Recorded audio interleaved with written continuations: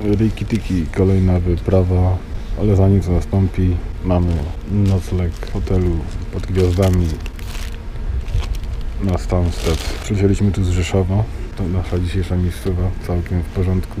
Rano wstajemy i jazda.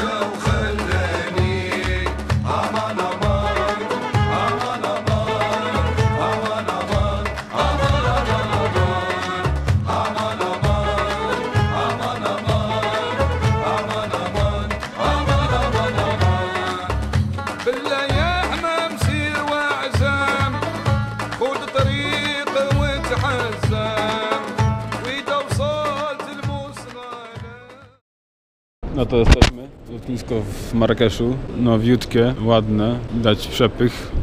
Trzeba wypełnić karteczki. Tu jest tam jakieś pierdoły, imię, gdzie się zamieszkuje. I zaraz idziemy z karteczkami do kolejki i tam będziemy się próbować przeprawić.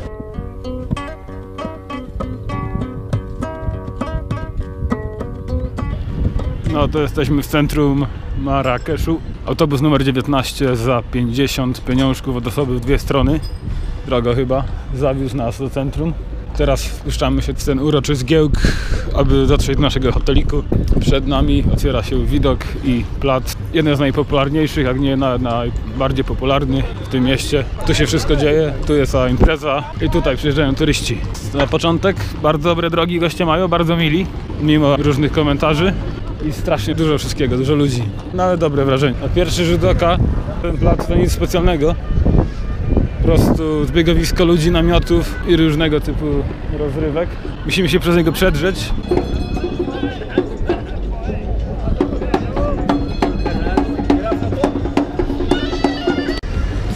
Jedną z najbardziej polecanych rzeczy na tym placyku jest picie soku pomarańczowego. Z papierosa wyciskanego, one są zajebiste, zaraz zobaczymy.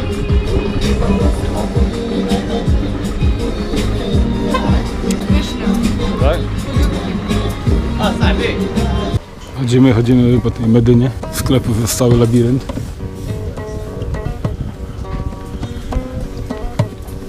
Przed przyjazdem tutaj zostałem trochę uprzedzony co do tych wszystkich naganiaczy. Już kilku się trafiło, ale ostro ich wzrokiem spaliłem. Twardym językiem podziękowałem im za współpracę.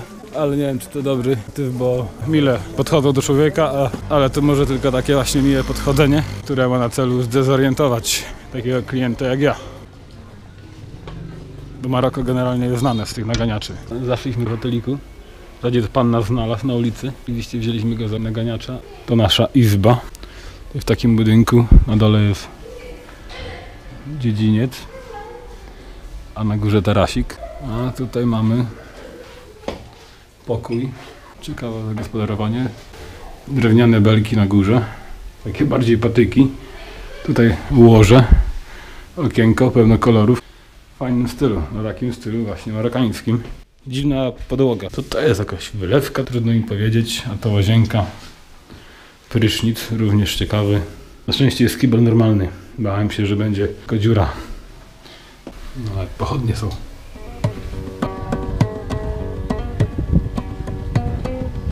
Wspiąłem się na tarasik. No, jest ładnie zaaranżowany. Fajne kolory, roślinki. Jest też taka zagrodka z cieniem. W zasadzie widać same dachy, a na nich tylko anteny satelitarne, pączkujące, inne domostwa. Wokół pachnie już żonkiem, które się gotuje w okolicy. W Maroko wycieczki są popularne. Przyjeżdża się do Marrakeszu, bierze się wycieczkę, płaci się jakąś sumę i wwożą cię tu w koło. Pokazują wszystko. Można zrobić to samemu, może i niższym kosztem, ale chyba dużo byłoby z tym roboty a mając mało czasu do dyspozycji, chyba korzystnie jest zapłacić kasę i jechać na wycieczkę, mieć spokój, nie martwić się o kolejny dzień noclegi, tylko po prostu oddać się tutaj w eksploracji terenu. Pan nasz hotelowy wynalazł nam wycieczkę, która uwzględnia wypad na pustynię i do różnych okolicznych atrakcji. Na pewno jakąś weźmiemy, ale jeszcze ruszymy na miasto, żeby sprawdzić inne możliwości, opcje, zwłaszcza pod względem cenowym. Trochę naczytałem się w internecie odnośnie tego, jest wiele do wyboru. Po pierwsze się targować, a na razie rozpocząłem targowanie z moim panem z hotelu, to nie był jakoś skory, powiedział, że to nie jest do targowania. Targować się można tu w mieście. Ulice bardzo zamotocyklowane i skuterkowane. Póki co jakoś strasznie źle im z oczu nie patrzy. Bardziej się spotkaliśmy z miłym przyjęciem niż z dzierstwem kasy. Nastawienie mamy właśnie takie podejrzliwe dosyć, ale może to minie. Zaraz ruszamy na eksplorację miasta. No niby miasto. Trzeba zjadać przynajmniej 2-3 dni, ale jakoś mi się to nie widzi. Próbujemy to zrobić w jeden dzień, a jutro ruszyć na wycieczkę. Takie uliczki mniej więcej wiodą do naszego hotelu. W nocy może być tu ciekawie.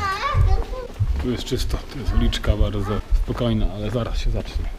Byliśmy u jednego gościa w wycieczkowym biurze i już cena za 3-dniową wycieczkę spadła w świątecznej promocji, jest za 70 euro. Więc idziemy jeszcze szukać kilka biurek i w końcu się zabukujemy. Jasny fix.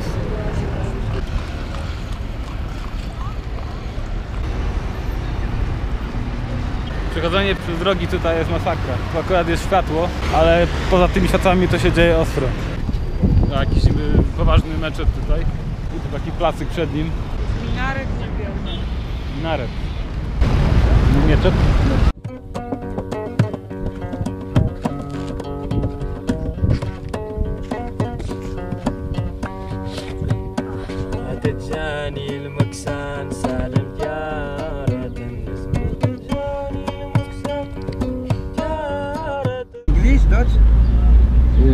Polonia. Polonia, all is good. Russia no good. Tomorrow, my friend Polonia, all is good. Polonia. All is good. One present together. Oh no. Present mak dia Bonani. Polonia, all is good. Dia macaron. Probably is good. Macaron. My friend, macaron kuku.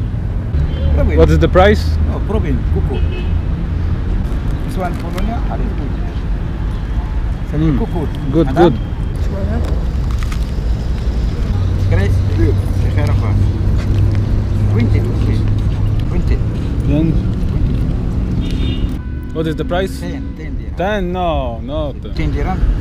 Come 23. Dajmy to 3. Okay. 5. No. It's 5 dirham. This one present, one money, Bonani. No, we didn't want this. This 1 dirham no good. No. That's too much. This one. The next Yes. good. Tak właśnie gość. Wiedziałam, że każe nam to jeść i poczeka aż zjemy, żeby nas zedrzeć. To był właśnie przykład jak gość robił interes. Pięknie się na niego nabraliśmy. Ale to jest kolejny przykład, dobre doświadczenie, że następnym razem się nie nabierzemy. Wdupcył nam to do ręki i kazał to jeść. A kosztowało to jakieś złotówkę w sumie. Cenna lekcja. Jeżeli ktoś coś ci daje tutaj i mówi, że to jest prezent, to nie jest ani prezent, ani ci tego nie daje. On ci to sprzedaje i mówi, żebyś za to zapłacił.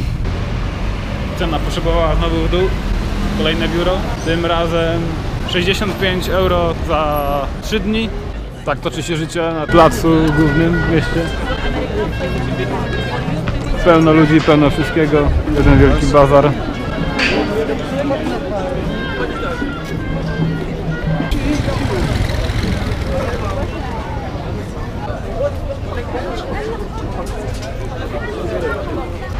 Dotarliśmy do bramy, jakieś tam bramy. Brama jak to brama, to ciekawe, po jej 2 stronach na górze gniazda mają bociany. Za namową książkowego naszego przewodnika zaszliśmy do bocianowej knajpy, berkomują bocian, co fajne. Mamy tu dobry widoczek, po pierwsze na jakiś meczet. A tam dalej to już naprawdę perełka. O, lecą bociany. Góry Atlas. Najwyższy szczyt tej góry ma ponad 4000 metrów. No a stąd wyglądają no wielkie. Są ośnieżone, błyszczą teraz w słońcu i jutro będziemy w nie wjeżdżać. Odnośnie wycieczki, byliśmy chyba we 4 albo we 3 biurach. Ceny na końcu zaczęły oscylować w granicach 70 euro za osobę za 3-dniową wycieczkę z 2 nocami, ze śniadaniami I obiadami. bez lunchów i bez niektórych wejściówek do niektórych miejsc, ale z transportem, z przejazdem, wielbłądami i bla bla bla. Trudno rozróżnić, która może być wycieczka dobra, która zła. Pokierowaliśmy się niczym, może lekko ceną, bo była ona tańsza niż inne, była za 65 euro. Wybraliśmy jedną. Czy to będzie dobrze? Nie wiem. 7:15 odbiera nas gość z hotelu. Czytałem trochę o tych wycieczkach, ale nie mogłem znaleźć żadnej relacji wideo. A to właśnie będzie relacja wideo z wycieczki na pustynię w Maroku. Nie robimy jej sami, w sensie nie pchamy się sami w tamte rejony.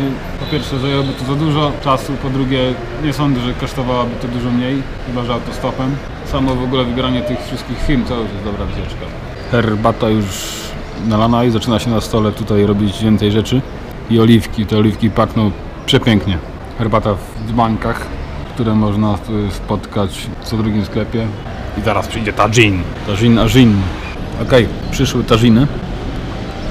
Ola ma warzywowego tagina. To jest takie danie na gorącym talerzu, który jest sam w siebie gorący, a generalnie robi się na czubatym naczyniu. Ja mam mięso mielone z jajkiem.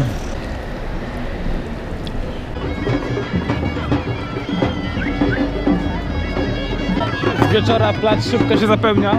Ludzie tutaj się kopiują. Ctrl-C, Ctrl-V. Tu się wszyscy schodzą widocznie. Są różne konkursy, są zabawy, jest handel. Już kilka razy mogą kupić ziółko i różne specyfiki. Węże pełzają. Dzieje się, dzieje się.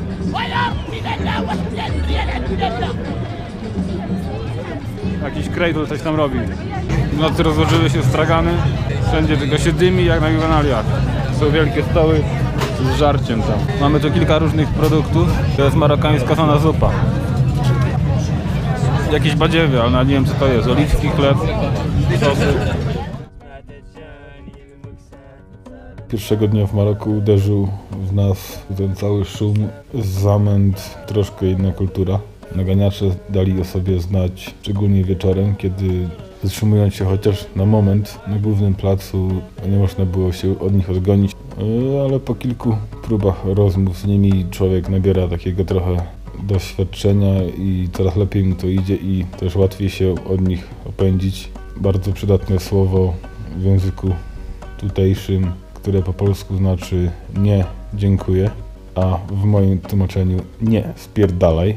La shakram, gdzie la znaczy nie, a shakram dziękuję. Słowo cześć, salam alejkum, słowo, które znaczy mniej więcej jeżeli Bóg na to pozwoli, jeżeli Bóg się zgodzi. Znając tych kilka podstawowych słów, możemy z radością udać się na bazar i tam już dyskutować.